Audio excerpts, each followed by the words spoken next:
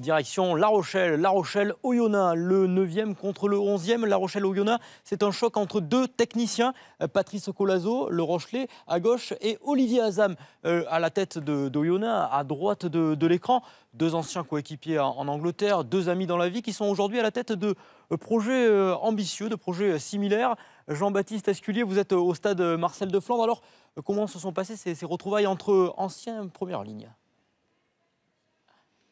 Forcément, Guillaume, il y avait des sourires pour ces retrouvailles entre deux amis qui, vous l'avez dit, ont poussé ensemble en première ligne pendant 4 saisons du côté de Gloucester. Deux hommes qui se connaissent parfaitement, deux fortes têtes dont on connaît le gros tempérament et le gros caractère, qui ont sans doute échangé sur l'importance dans un match entre deux équipes de bas de tableau de la mêlée. Et c'est dans ce secteur précisément que les Rochelais prennent l'ascendant très rapidement dès le début de la rencontre et mettent à la faute l'équipe d'Oyonnax dans son stade de Marcel de Flandre. L'équipe de La Rochelle récolte 2 pénalités converties par Zach Holmes qui porte la marque, l'ouvreur néo-zélandais, à 6-0 après moins de 10 minutes de jeu. Oyonnax n'y est pas dans l'engagement dans ses premières minutes, même si là le renvoi de Nicky Robinson est récupéré par les joueurs d'Olivier Azam, mais derrière il va y avoir un ballon qui va être cafouillé dans son regroupement. Pierre Wipou qui joue un peu sur le reculoir en manque de vitesse et qui vient arracher le ballon.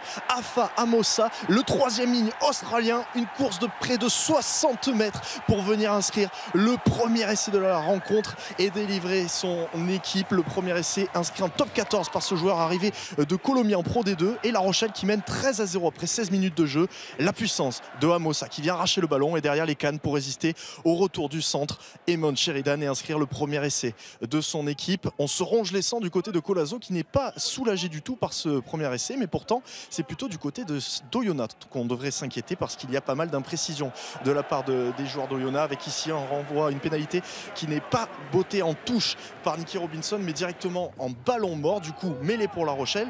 Petite erreur et grosse conséquence parce que derrière cette mêlée, départ de Gourdon qui va fixer et décaler pour Henry January, le raffut de January sur Ikpefan qui arrive à rester dans les limites du terrain. Derrière le jeu qui va pouvoir rebondir et repartir au grand large avec la sautée de Zach Holmes pour alerter Antonio qui sert Botia qui vient défier, passer les bras pour servir à hauteur Pierre Aguillon qui vient inscrire le 2e essai de La Rochelle, lui l'ancien pensionnaire d'Oyonnax et de Charles Maton qui a tout connu et notamment les phases finales avec le club d'Oyonnax, qui vient inscrire le 2e essai et qui profite du très bon travail de Botia, le offload pour Aguillon qui arrive à hauteur, la passe après contact, le raffut derrière d'Aguillon qui vient inscrire le 2e essai. Rochelais, une action qui résume toutes les carences d'Oyonnax dans ce premier acte, avec un ballon perdu en touche. La conquête, elle n'est pas au rendez-vous pour les Oyomens dans ce premier acte. Botia derrière qui vient percuter et Nicky Robinson qui ne fait pas l'effort de sortir de la zone plaqueur-plaqué, une faute dans un ruck.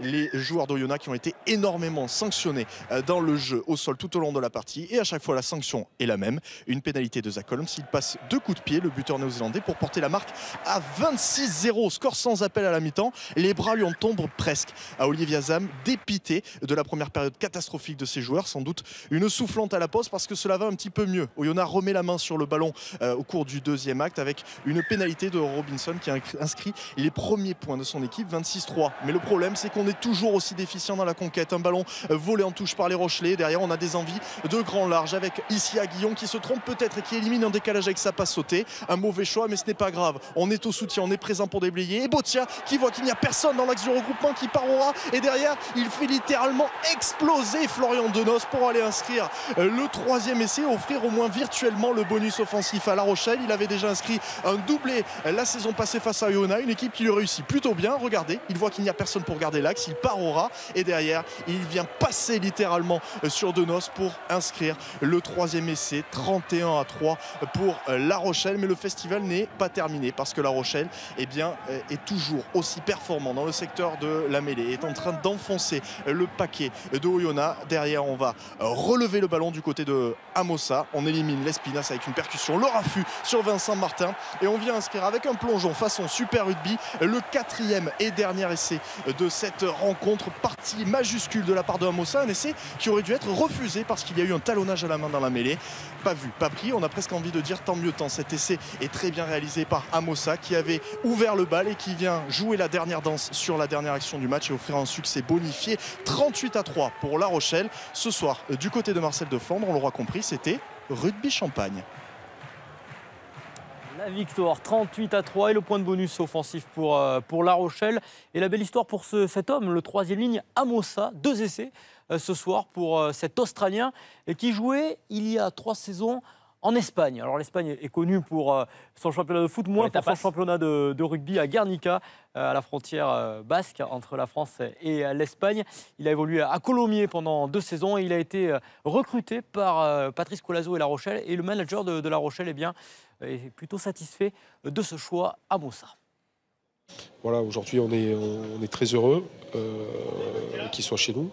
Je me souviens aussi des petits sourires des gens. Oui, on va chercher un joueur de Pro D2 pour jouer en top 14. La preuve qu'il y a des bons joueurs même en Pro D2. Il n'y a pas besoin d'aller de l'autre côté de la planète. Donc ce soir, oui, il fait un match, mais pas surprenant parce qu'on a été le chercher pour ces qualités-là.